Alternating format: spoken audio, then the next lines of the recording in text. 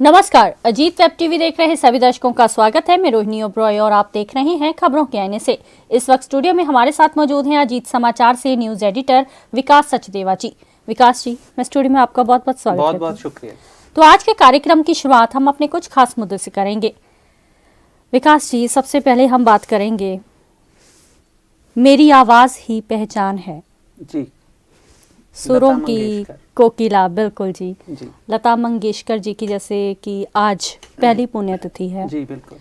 तो इस पुण्यतिथि के अवसर पर हम ही नहीं, पूरा देश ही उनको याद कर रहा है जी। इसके बारे में थोड़े से आप अपने सुविचार साझा। सबसे पहले तो मैं आपके साथ मिलकर अपने कार्यक्रम की ओर से लता जी को श्रद्धा सुमन अर्पित करूंगा और श्रद्धांजलि दूंगा उनको। जी बिल्कुल। कि एक महान शख्सियत उनको कह सकते हैं। बिल्कुल। एक महान गायिका भी वो तो थी ही, लेकिन एज ए ह्यूमन बीइंग अगर उनको कहा जाए, देखा जाए तो बहुत ही अच्छा व्यक्तित्व रहा उनका अपना उनके जीवन में, पूरे संपूर्ण जीवन में।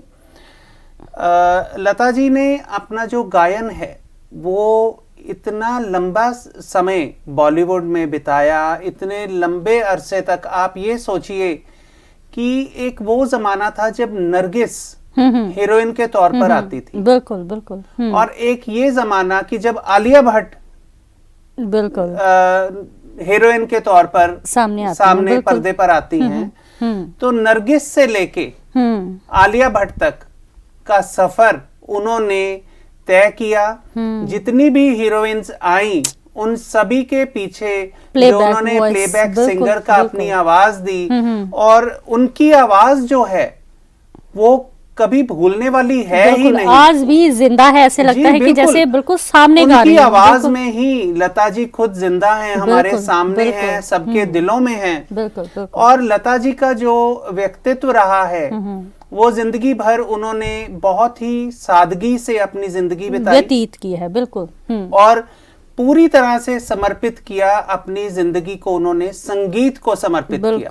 पूरी जिंदगी उन्होंने संगीत के नाम लगा दी।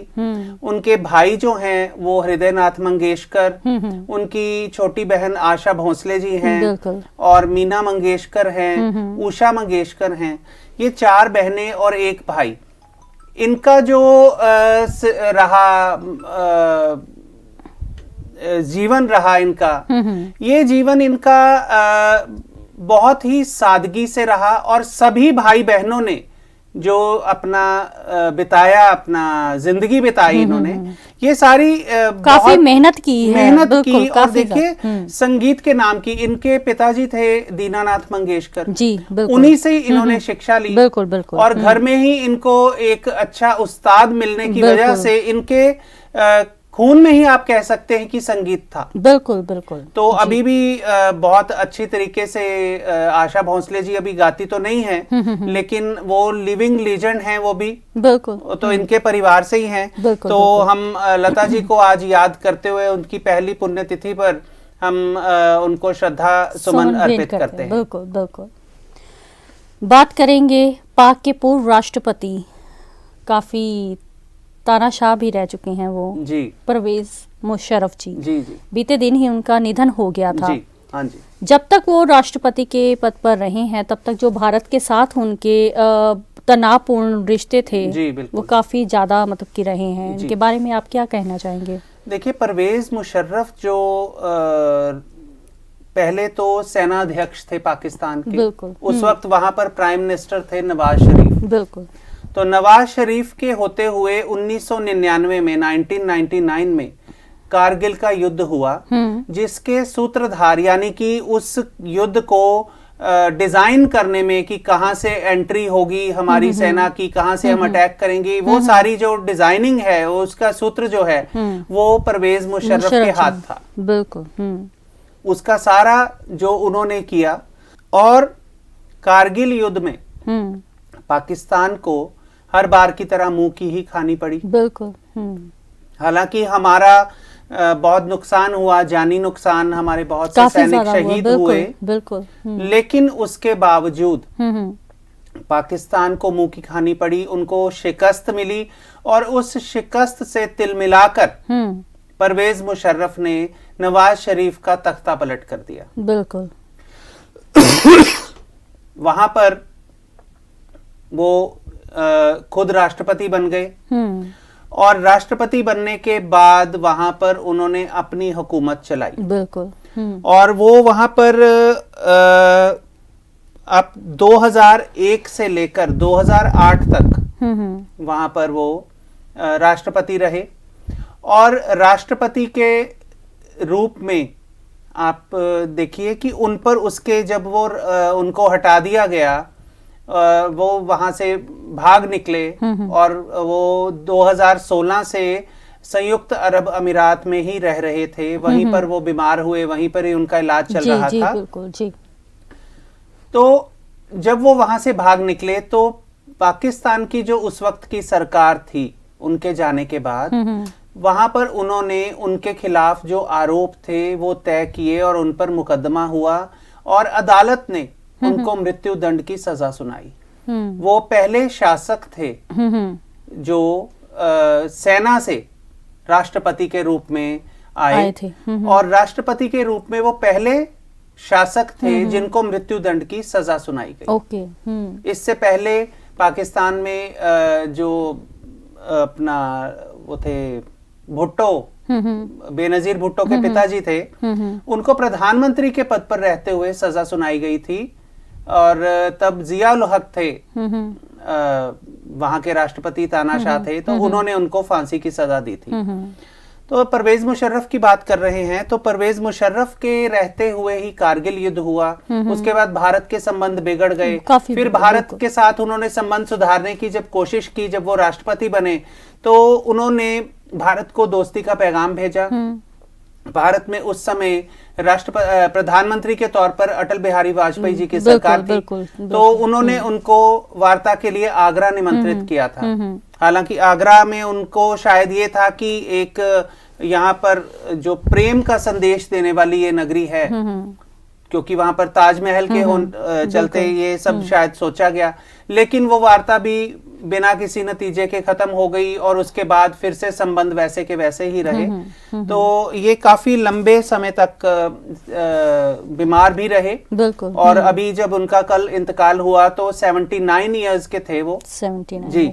और अब जो खबर आ रही है कि पाकिस्तान के कराची शहर में उनको सुपुर्दे खाक किया जाएगा। ओके। और संयुक्त अरब अमीरात से जो उनका शव है एक विशेष विमान से वहां पर लाकर उनकी पत्नी, उनका बेटा और उनकी बेटी साथ आएंगे और वहां पर उनको सुपुर्दे खाक करेंगे। जी बिल्कुल। तो अगले मुद्दे पर बातचीत करेंगे। कहते हैं कि किसी भी चीज़ की जो लत है वो मानसिकता पर काफ़ी ज़्यादा व्यक्ति है, बच्चे हैं, उन पर काफ़ी ज़्यादा उनको मानसिक तौर पर उनको कमज़ोर बना देती है। जी बिल्कुल। इंटरनेट की ही ऐसी ही लत है जो कि नशे की जैसी ही है। जी। बच्चों की बात करें तो बच्चे काफ़ी ज़्यादा आजकल के दौर में जो बच्चे हैं काफ़ी ज़्यादा इंटरनेट पर फोकस कर रहे हैं। जी। तो जिसके कारण उनकी जो शारीरिक एक्टिविटी भी है वो भी कमज़ोर हो रही है। जी। इसके बारे में आप क्या संदेश देना चाहेंगे कि इंटरनेट का कितना प्रयोग किया जाए, क्या है? सबसे पहले तो मैं जो हमारे दर्शकों के रूप में जो पेरेंट्स हैं, मैं उनको यही कहूंगा कि अपने बच्चों को इंटरनेट की लत से बचाइए। बिल्कुल। इंटरनेट की लत जो है, देखिए इंटरनेट आजकल सिर्फ लैपटॉप पर ही नहीं, हर जगह मोबाइल पर भी आप यूज कर सकते हैं। बहुत इजीली हर चीज मोबाइल पर भी अवेलेबल है।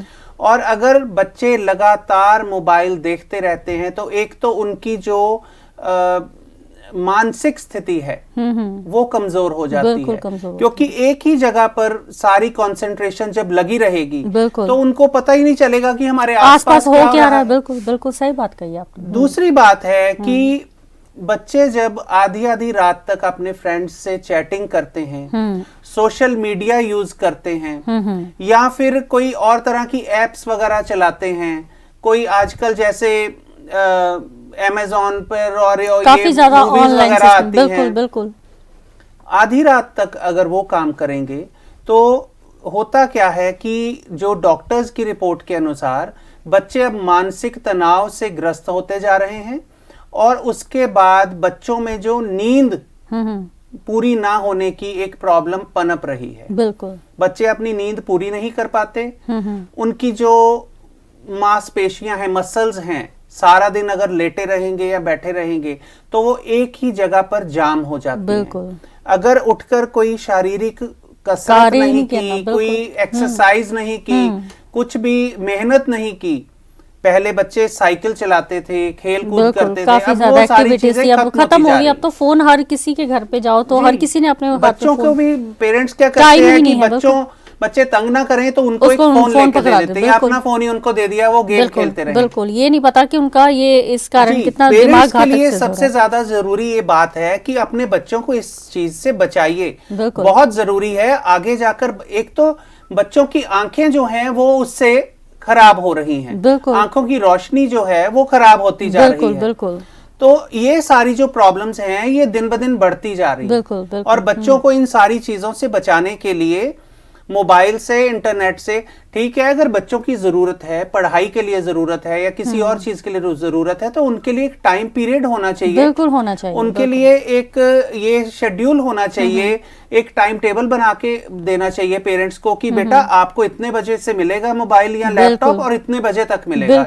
इस दौरान आपने जो भी करना है इस दौरान ही करना है। बिल्कुल बिल्कुल। तो हर बार की तरह इस बार भी हम अपने कार्यक्रम का समापन अपने आज के विचार से करेंगे। कहा जाता है जीवन में जब तक जीना है तब तक सीखना है, अनुभव ही जीवन का सर्वोत्तम शिक्षक है। जी विकास जी। जिंदगी भर इंसान जो है वो सीखता रहता है, चाहे कितना भी बड़ा क्यों ना हो जाए। बिल्कुल, हर दिन, हर सुबह जब नया सूरज आता है तो कोई ना कोई वो एक दिन एक नई सीख देकर जाता है और जो वो अनुभव पूरी जिंदगी का एक आदमी इकट्ठा करता है वो ही जिंदगी भर की पूंजी है उसकी। बिल्कुल बिल्कुल ठीक कहा आपने। तो आज हमने चर्चा की है कुछ खास मुद्दों के बारे में। अगले सप्ताह हम फिर हाजिर होंगे देश विदेश के कुछ खास मुद्दे लेकर। अजीत वेब टीवी देख रहे सभी दर्शक इसी तरह हमारे साथ जुड़े रहिए। अब हमें दीजिए इजाजत। नमस्कार।